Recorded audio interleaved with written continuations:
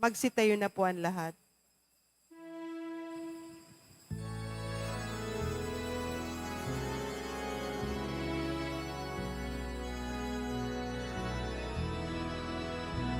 Siawit kayo sa Panginoon, isang bahagong awitin.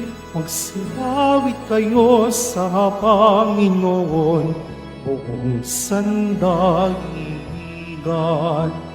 Awitan ang Panginoon at purihin ang kanyang ngalan. Ipahayag ang kanyang pagliligtas sa lahat ng panahon.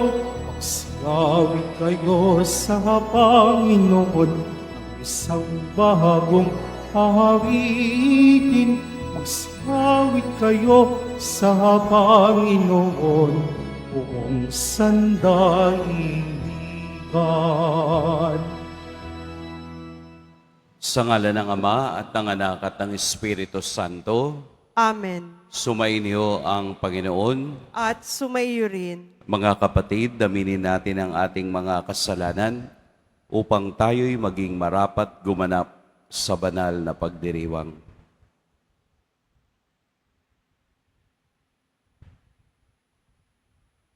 Tayo pong lahat, inaamin ko sa makapangyarihang Diyos at sa inyo mga kapatid, na lubha akong nagkasala sa isip, sa salita, sa gawa, at sa aking pagkukulang.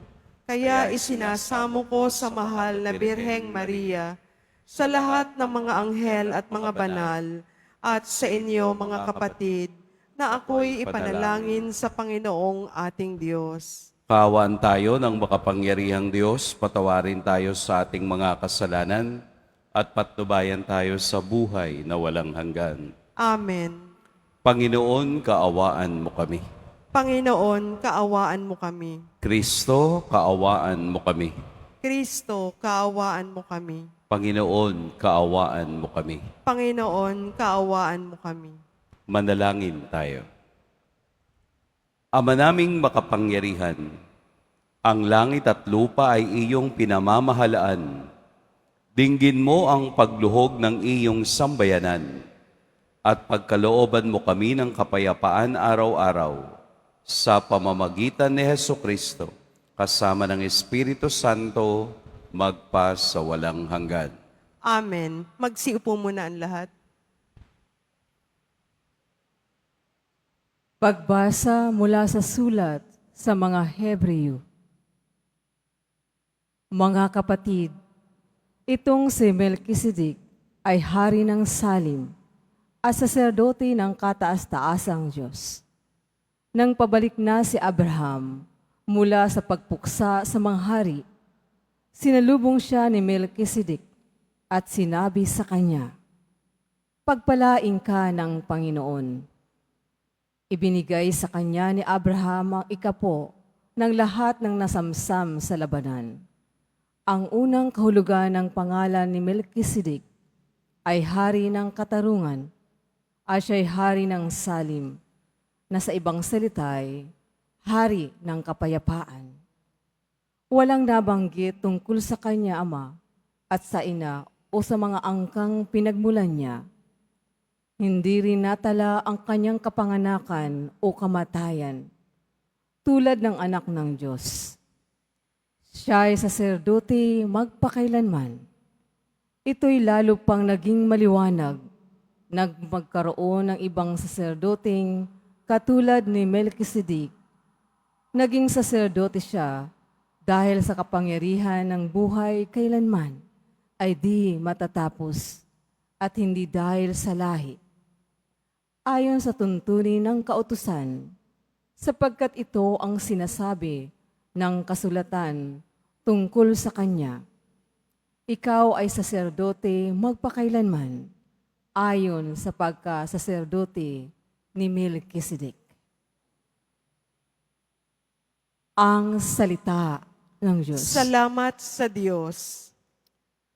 Ikaw'y paring walang hanggan, katulad ni Melkisedek. Ika'y paring walang hanggan, katulad ni Melkisedek.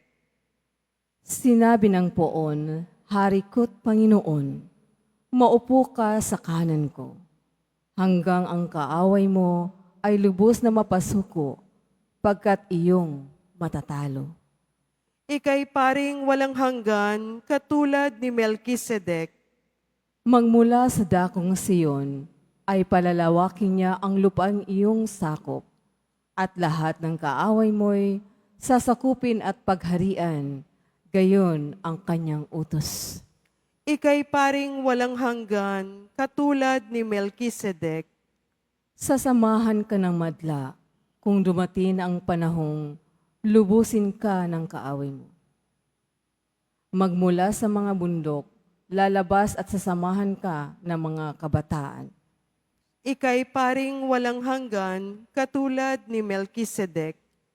Panginooy may pangako na ito'y tiyak na mangyayari. Ganito ang kanyang saysay, katulad ni Melkisedek. Gagawin kang saserdote na hindi wawakasan. Ika'y paring walang hanggan, katulad ni Melkisedek. Magsitayo na po ang lahat.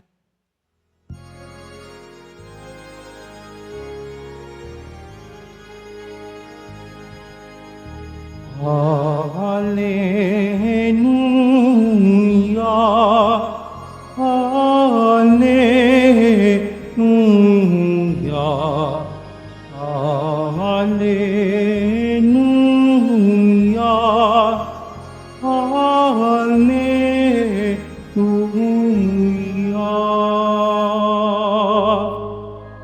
Ipinangaral ni Jesus ang paghahari ng Diyos, sakit ay kanyang ginamot. Hallelujah, Hallelujah, Hallelujah,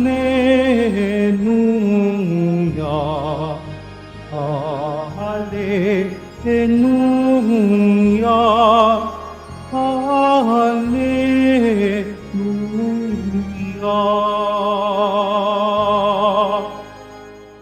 Sumainyo ang Panginoon. At sumayo rin. Ang mabuting balita ng Panginoon ayon kay San Marcos. Papuri sa iyo, Panginoon. Noong panahong iyon, muling pumasok si Jesus sa sinagoga. At naratna niya roon ang isang lalaking patay ang isang kamay. Kaya't binantayan si Jesus ng ilang taong naroroon upang tingnan kung pagagalingin niya ang lalaking iyon sa araw ng pamamahinga para may maiparatang sila sa kanya. Tinawag ni Jesus ang lalaking patay ang kamay. Halika rito sa unahan. Tinanong niya pagkatapos ang mga tao, alin ba ang ayon sa kautusan? Ang gumawa ng mabuti o gumawa ng masama sa araw ng pamamahinga? Magligtas ng buhay o pumatay? Ngunit hindi sila sumagot. Habang tinitingnan ni Jesus ang mga taong nasa paligid niya, galit at lungkot ang nabadha sa kaniyang mukha dahil sa katigasan ng kanilang ulo. Bumaling siya sa lalaki at sinabi, "Iunat mo ang iyong kamay." Iniunat naman ng lalaki ang kaniyang kamay at ito'y gumaling. Umalis ang mga Pariseyo at nakipagsabuatan sa mga kampon ni Herodes upang ipapatay si Jesus. Mga kapatid, ang mabuting balita ng Panginoon. Pinupuri ka namin, Panginoong Heso Kristo. Magsiupo muna ang lahat. Magandang umaga po sa lahat. Kung inyo pong mapapansin sa bawat pagganap ni Jesus ng kaniyang misyon, laging mayroong timing, laging mayroong isang sitwasyon na mula sa sitwasyong iyon, mayroon siyang ituturong katotohanan. Lumalabas na ang lahat ng sinasabi ni Jesus na mula sa katotohanan ay nagiging experiential, nagiging karanasan ito. Lumalabas na ang pagbibiyaya ng Diyos ay hindi hiwalay sa karanasan ng tao. Ito rin ay pagpapakita na after all, ang Diyos talaga ay hindi malayo. Ang Diyos ay napakalapit. Kailangan lang maranasan, kailangan lang makita, kailangan lang buksan ang ating mga sarili upang ito ay maranasan. Kaya nakita natin at narinig sa Ebanghelyo ang dalawang bagay na gustong ipakita ni Jesus. Ang ipakita sa mga Pariseyong ito ang kanilang lugar at ipakita sa lalaking may sakit ang biyaya ng Diyos. Pero sa ganoong sitwasyon, dalawang human emotion ang nakita natin sa Ebanghelyo. Ano po yung emotion na yon? Galit at lungkot. Si Jesus ay nagalit at nalungkot sa sitwasyon. Ano po yung galit? Siya ay nagkakaroon ng galit sa mga Pariseo dahil saradong-sarado ang kanilang kaisipan sa pwedeng gawin ng Diyos sa sitwasyon ng tao. Bakit ganun na lamang katigas ang puso ng mga Pariseo para hindi nila makita ang biyaya ng Diyos sa kanilang harapan? Yun ang ikinagagalit ni Jesus. Para silang mga bulag, para silang mga pipi at bingi sa hiwaga ng presensya ng Diyos. Bakit? Bakit ganun ang attitude ng mga Pharisees?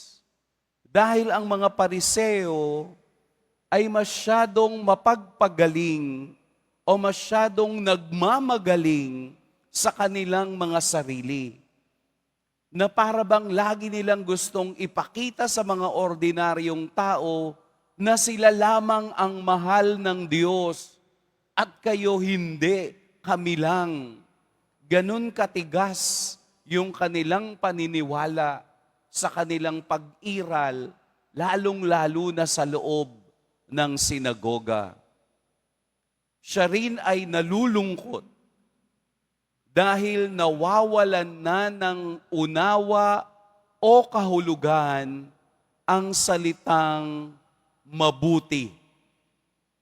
Nawawala na ito sa konteksto na ang kabutihan ay wala dapat hinahanap na pagkakataon o araw.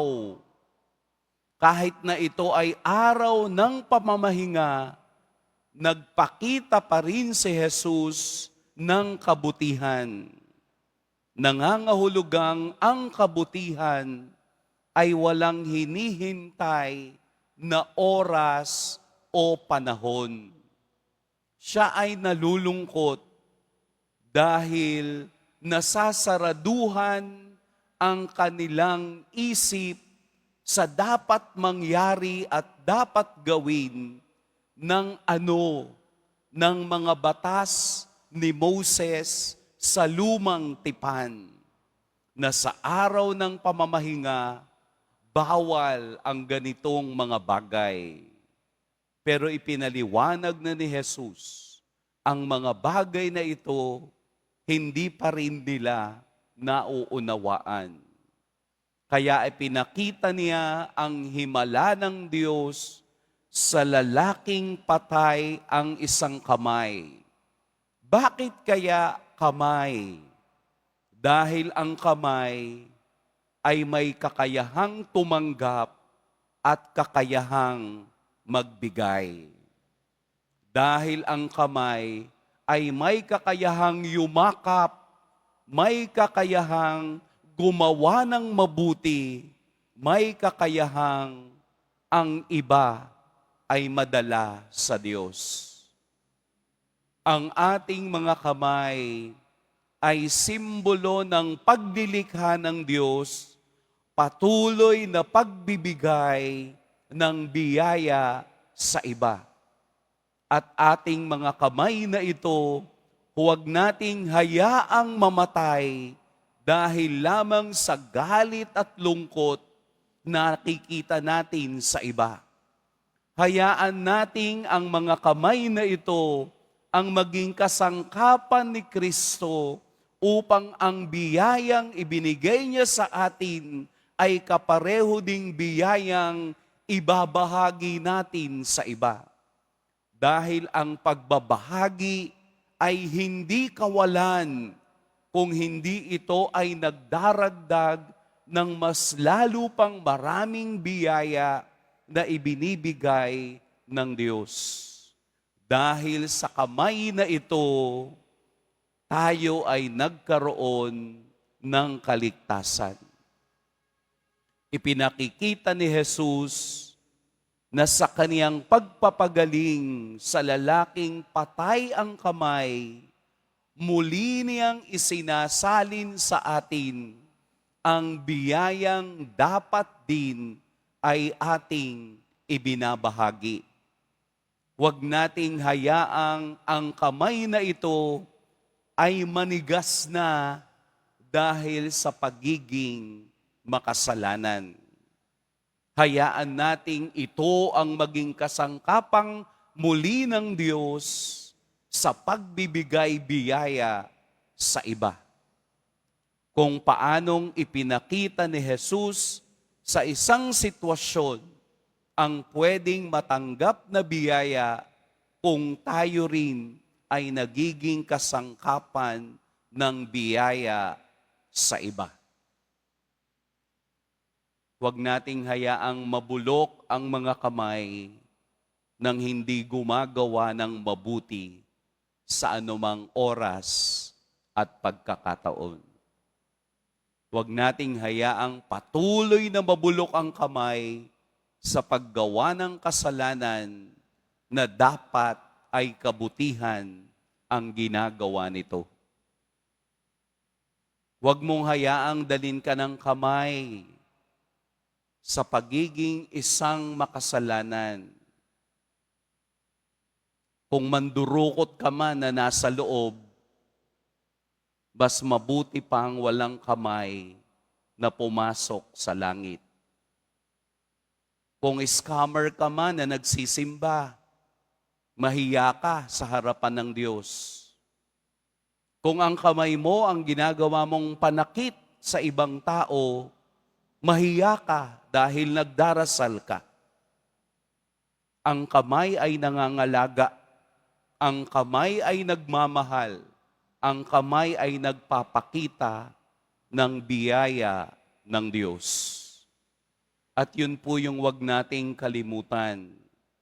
Wag nating hayaang maging kasangkapan ng kamay para hindi tayo makagawa ng mabuti. Sa loob lamang ng bahay, marami na tayong magagawang mabuti sa pamamagitan ng mga kamay. Ano po yun? Sa loob ng bahay. Maghugas ka ng plato kahit hindi inuutusan. Maglinis ka ng bahay dahil kasama ka rin naman sa bahay. Magtupi ka ng mga damit na 3 linggo nang hindi natutupi.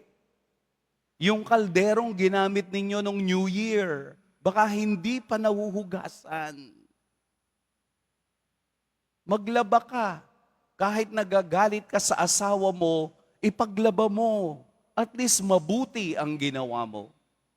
Paglabas ng bahay, magagamit pa rin natin mabuti ang ating mga kamay, ang bakuran, ang paligid. Pwede nating linisin, meron tayong kakayahan. Huwag tayong mahiyang humawak ng basahan at walis kung papaanong nilinis tayo ng Diyos at hindi siya nahiyang hawakan ang ating mga kasalanan. Umpisahan din nating linisin ang ating kalooban sa kasalanang meron tayo. Marami tayong magagawang mabuti. Sana huwag tayong maghintay ng panahong tayo ang magdidikta. Sa bawat araw, sa bawat oras, ay pagkakataon ng kabutihan. Simulan natin ngayon. Pagpalain tayo ng poong may kapal. Magsitayo po ang lahat.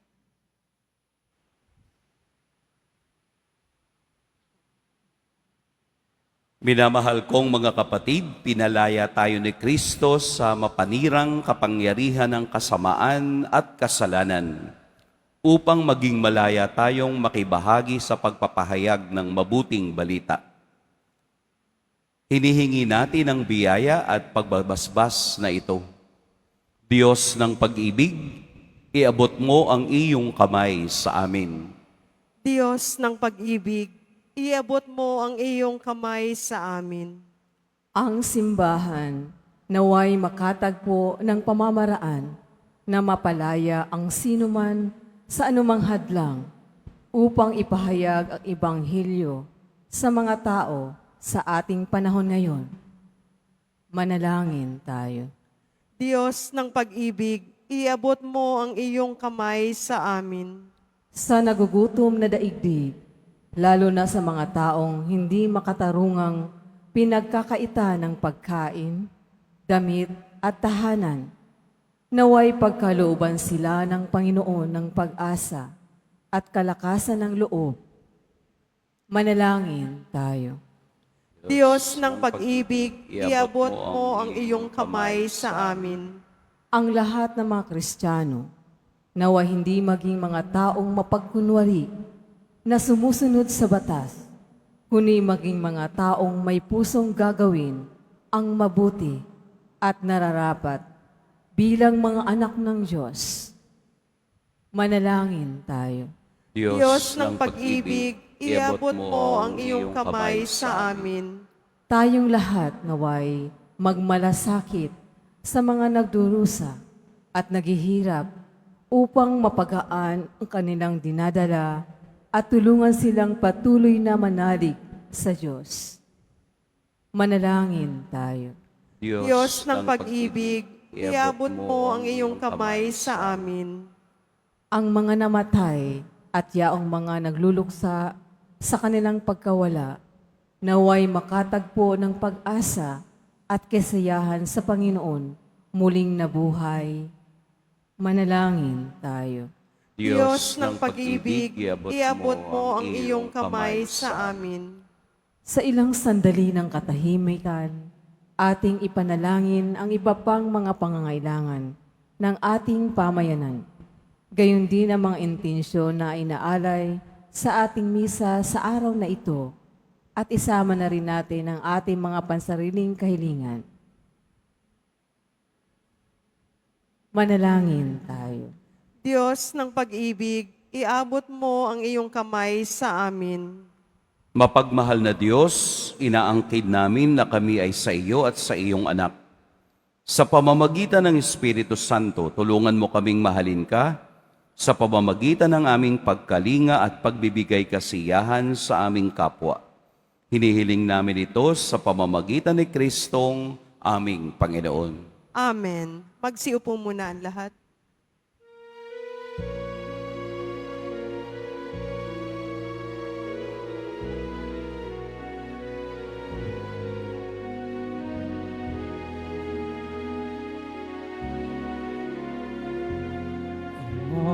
Maingawan to sa'yo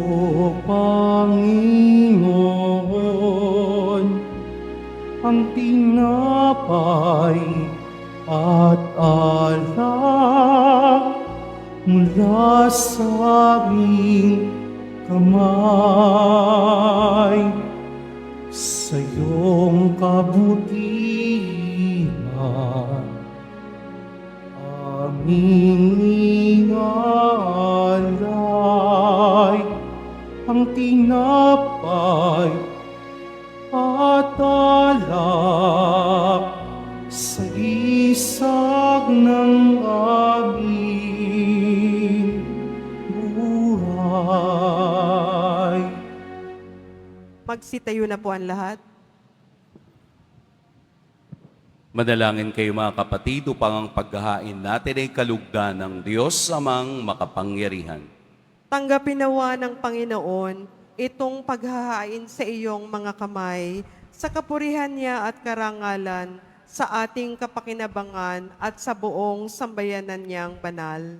Ama naming lumikha, ipagkaloob mong marapat na ganapin ang banal na paghahain, sapagkat tuwing ipinagdiriwang ang alaala ng anak mong nag-aalay, ang pagliligtas niya sa tanan ay nangyayari upang aming pakinabangan sa pamamagitan niya kasama ng Espiritu Santo magpa sa walang hanggan. Amen. Sumainyo ang Panginoon. At sumaiyo rin, Itaas sa Diyos ang inyong puso at diwa. itinaas na namin sa Panginoon. Pasalamatan natin ang Panginoong ating Diyos. Marapat na siya ay pasalamatan. Ama naming makapangyarihan, tunay ngang marapat na ikaw ay aming pasalamatan. Sa iyong paglingap at kagandahang loob, ang tao'y nilikha mo at pinangasiwa sa sansinukob. Sa hangad mong siya'y iwastong lubos, siya'y pinagdusa mo sa kaniyang pagtalikod. Sa iyong paggiliw, iyong ipinahintulot na makabalik siya sa pamamagitan ni Kristo Jesus. Kaya kaisa na mga anghel na nagsisiawit ng papuri sa iyo, nang walang humpay sa kalangitan, kami nagbubunyi sa iyong kadakilaan. Santo, Santo, Santo, Panginoong Diyos ng mga hukbo, napupuno ang langit at lupa ng kadakilaan mo. O sana sa kaitaasan, pinagpala ang naparirito sa ngalan ng Panginoon. O sana sa kaitaasan, magsilud po ang lahat. Ama naming banal, ikaw ang bukal ng tanang kabanalan. Kaya't sa pamamagitan ng iyong Espiritu, gawin mong banal ang kaloob na ito upang para sa amin maging katawan at dugo ng aming Panginoong Heso Kristo. Bago niya pinagtiis ang kusang loob na maging handog, hinawakan niya ang tinapay, pinasalamatan kaniya, pinaghati-hati niya iyon, iniabot sa kaniyang mga alagad at sinabi, tanggapin ninyong lahat ito at kanin. Ito ang aking katawan na ihahandog para sa inyo.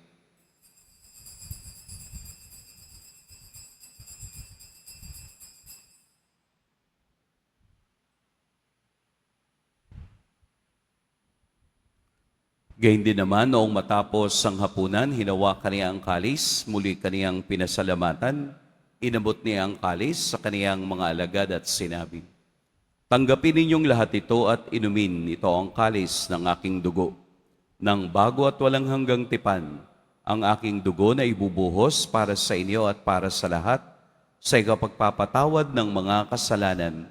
Gawin ninyo ito sa pag-alala sa akin.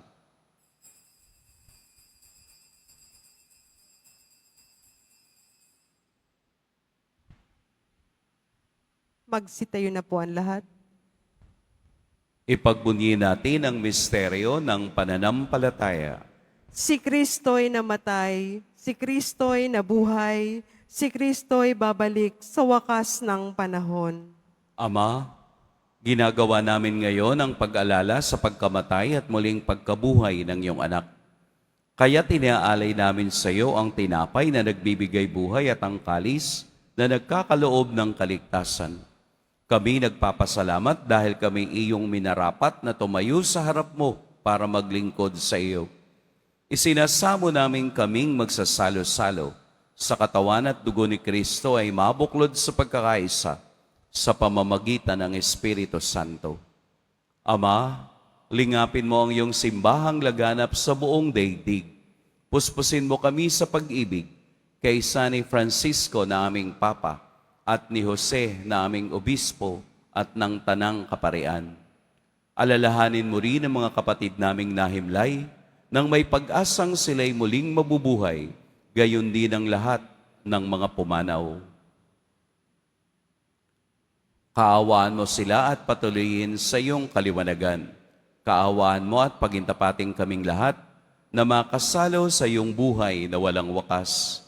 Kaisa ng mahal na Birheng Maria na ina ng Diyos, ng kabiyak ng puso niyang si San Jose, kaisa ng mga apostol ni San Juan Bautista, at ng lahat ng mga banal na namuhay dito sa daigdig ng kalugod-lugod sa iyo, maipagdiwang nawa namin ang pagpupuri sa ikararangal mo sa pamamagitan ng iyong anak na aming Panginoong Heso Kristo.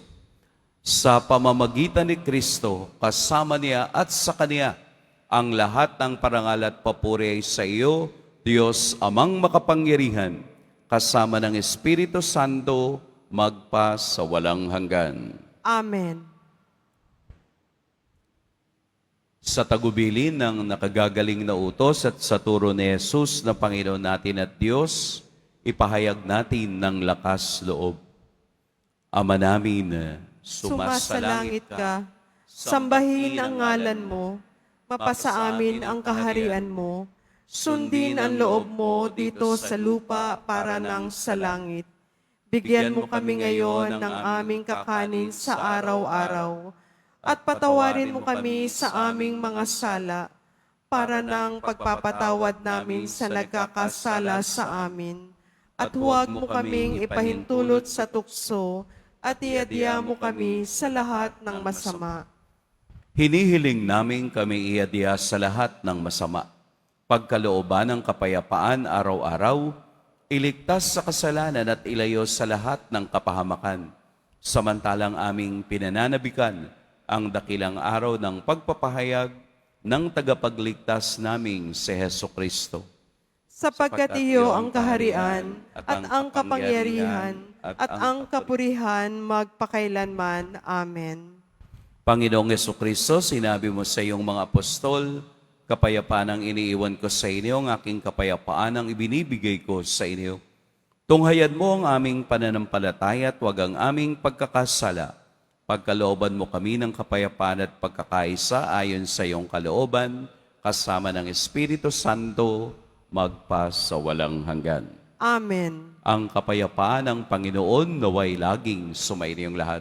At sumayo rin. Pagbigayan kayo ng kapayapaan sa isa't isa. Peace be with you. Kordero ng Diyos na nag-aalis ng mga kasalanan ng sanlibutan, maawa ka sa amin.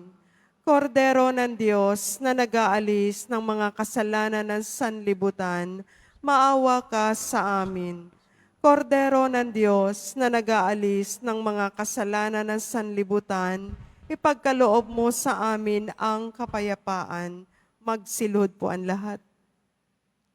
Narito si Jesus, ang Diyos na patuloy na nagpapagaling. Ito ang kordero ng Diyos. Ito ang nag-aalis sa mga kasalanan ng sanlibutan. Mapapalad ang inaanyayahan sa kaniyang piging. Panginoon, hindi ako karapat-dapat na magpatuloy sa iyo, ngunit sa isang salita mo lamang ay gagaling na ako.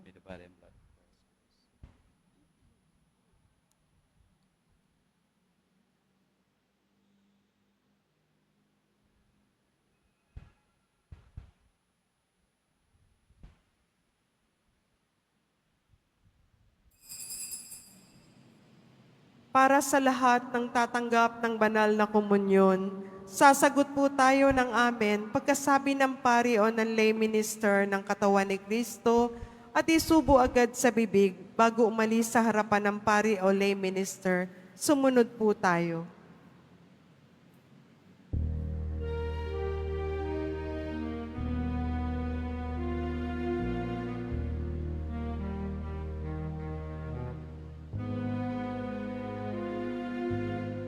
O Diyos, alam kong ika'y naririto. Lagi na tuwina sa tabi ko, sa kapahamakan iniligtas ako, sa buhay na walang hanggan, akay-akay mo.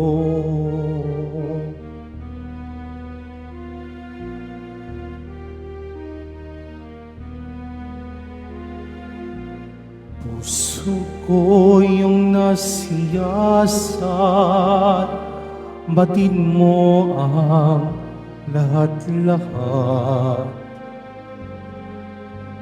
Aking mga panulungo at ang aking mga pagtayo, kamay ko'y lagi mong tangan, kahit sa bingit ng kamatayan. Yakap mo ako sa iyong bisig, panungan ko ang iyong pag-ibig. O Diyos, alam ko ika'y naririto. Lagi na tuwina sa tabi ko, sa kapahamakan iniligtas ako, sa buhay na walang hanggan, akay-akay mo.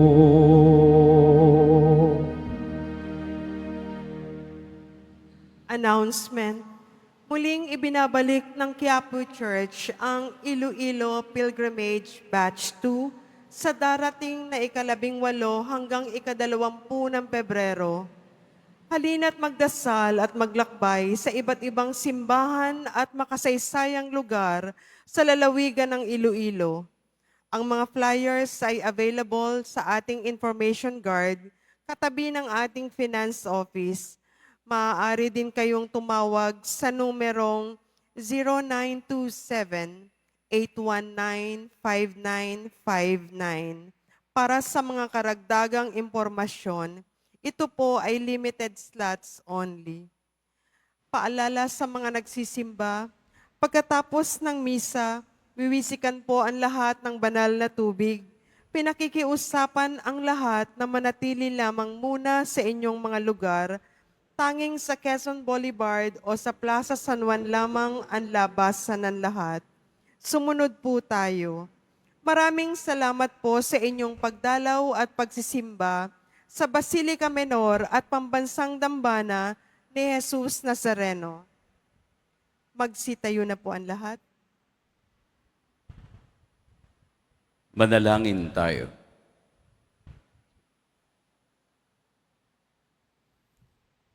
Ama naming mapagmahal, padaluyin mo sa amin ang batis ng Espiritu ng iyong pag-ibig, upang kaming pinapagsalo mo sa pagkaing iyong bigay, para kami pagbuklurin ay magkaisa sa pananalig sa iyo.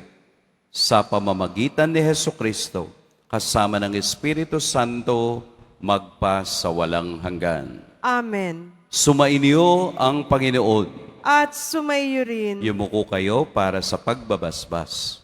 Mahal na poong Jesus Nazareno, inihayag mo sa pamamagitan ng krus ang walang maliw na pag-ibig ng Diyos sa sangkatauhan. Pakinggan mo ang kahilingan, lalo na para sa mga nangangailangan ng iyong tulong at awa. Makamtan nawa namin ang iyong kasagutan na may utang na loob na tinatanaw. Basbasan din po ninyo itong mga imahen at dasalan upang lalo kaming manalangin at magtiwala. Sa pamamagitan ng bendisyon na ito, naway lalo kaming maging mapaglingkod, masunurin at tapat sa iyo na aming malwalhating Panginoon, magpa sa walang hanggan. Amen. At pagpalain kayo ng makapangyarihan at mapagmahal na Diyos, ang Ama at Anak at Espiritu Santo. Amen. Humayo kayong taglayang kapayapaan ng Poong Jesus Nazareno. Salamat sa Diyos.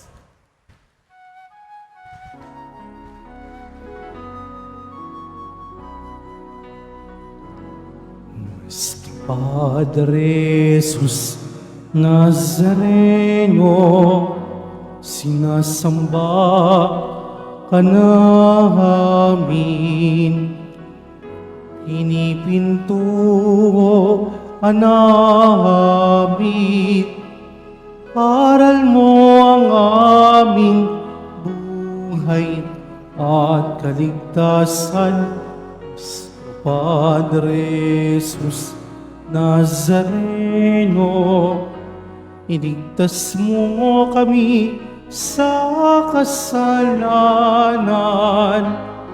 Ang krus mong pinamatayan ay sagisag ng aming kaligtasan.